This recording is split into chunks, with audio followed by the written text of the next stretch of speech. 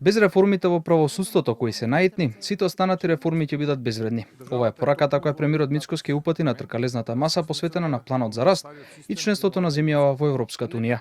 Македонија, како што кажа тој, е на раскрсница меѓу стариот систем и новата европска иднина, а планот за раст и реформската агенда на унијата оцени дека не се само услов за интеграција, туку инструмент за оздравување на општеството.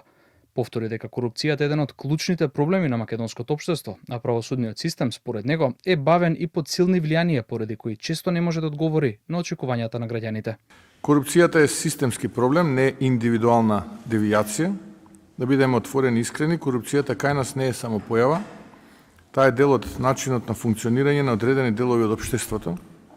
Таа е систем кој се штити сам себе, и ако сакаме во Европската унија, ако сакаме раст, мора да го урнеме тој систем. Имаме наследени ситуации во кои граѓанинот се чувствува понижен, безпомошен, принуден да плати за да добие. Било тоа лекарска помош, правна заштита или некаква административна услуга. Таква држава не може да напредува.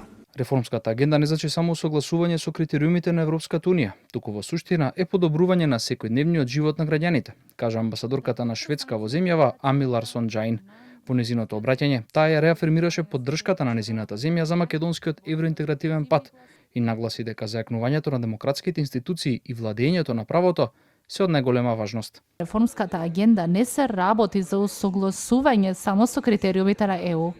Во суштина се работи за подобрување на секојдневниот живот на граѓаните. Нуди рамка за градење на пофер, позелено и унапредено општество. Но за реформите да бидат ефективни, мора да бидат инклузивни и транспарентни. Граѓанското општество, новинарите и младите не се пасивни наблюдувачи. Како што кажа министерот, иднината не се гради самата себе. Дека на Македонија итно и се потребни реформи во правосудството, истакна и министерот за европски прашања Орхан Муртезани.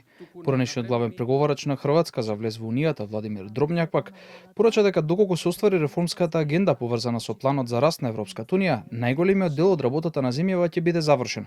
Односно, дури 60% од бенчмарковите на унијата за преговори ќе бидат постигнати однапред.